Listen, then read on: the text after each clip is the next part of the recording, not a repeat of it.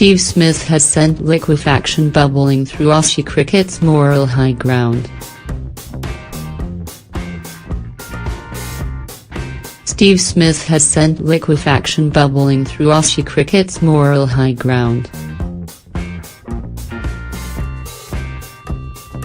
Opinion, in Aussie, and indeed.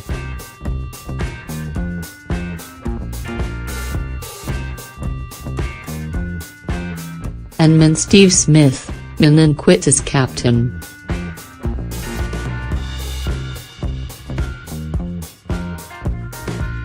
After all the wailing and moral high ground taking over South Africa, this? Ball tampering, no wait. That's too nice a term. Blatant cheating.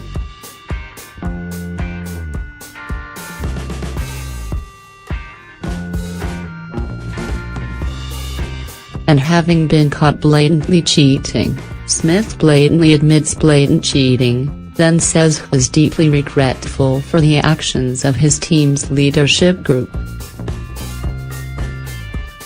"We're dead set regretful we got caught, it's a dog's breakfast," Smith said. "We thought it was a bloody ripper of an idea, we'd pull the wool over the umpire's eyes, get a fair crack of the whip at winning the test, and no worries mate shall be right."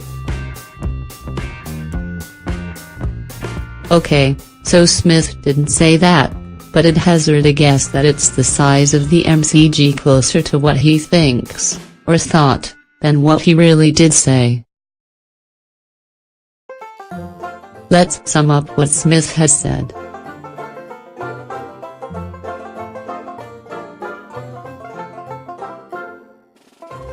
Admission, the leadership group talked about it at lunch, they agree it was a way to get an advantage. They told Bangers, Cameron Bancroft, to ball tamper, cheat. And he did.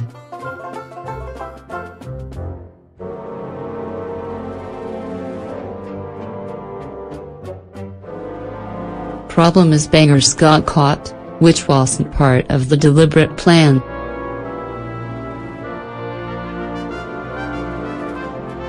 So now what?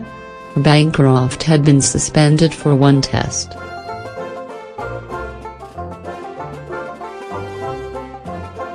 Smith won't be resigning as captain, even though he admits his integrity, and that of his team is in tatters. He could have expanded his blame to say that cheating was a blight on world cricket in general. But didn't.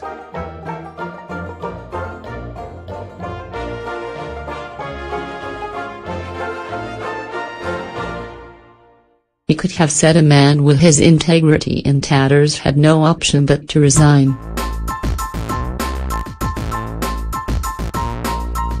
But didn't.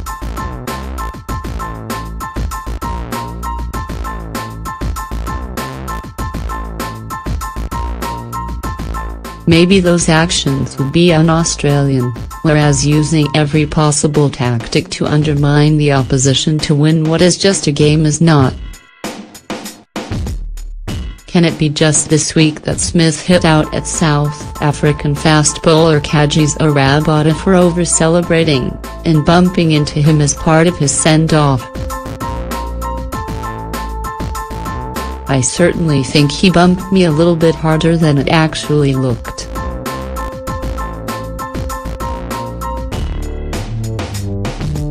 Yes, it can be.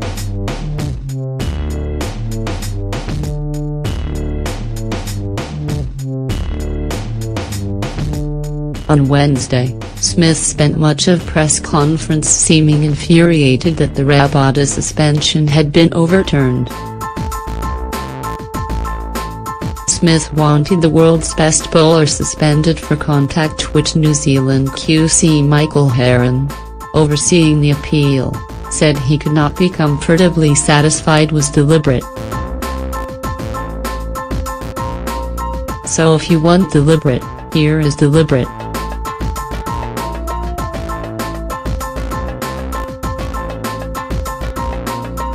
the leadership group knew about it.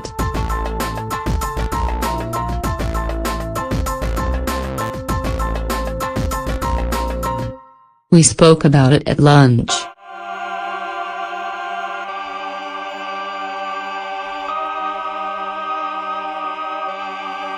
We spoke about it and thought it was a possible way to get an advantage.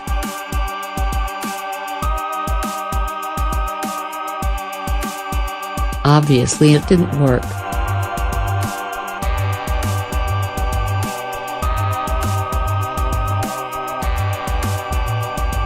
The umpires didn't see it change the ball was behaving, or how it looked or anything like that. So now that Smith has admitted deliberately condoning ball tampering, cheating, in a bid to get an advantage, he has taken what personal action? Well, nothing. Play on. Middle and leg please.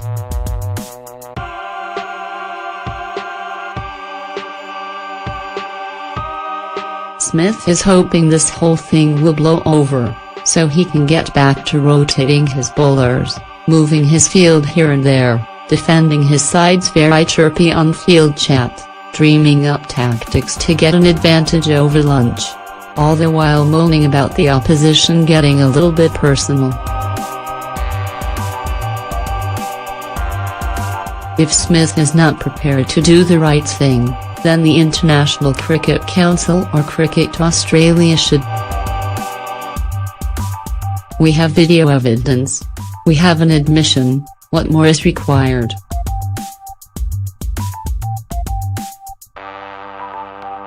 Captains who order their players to ball tamper, cheat, should be just as culpable as the player themselves.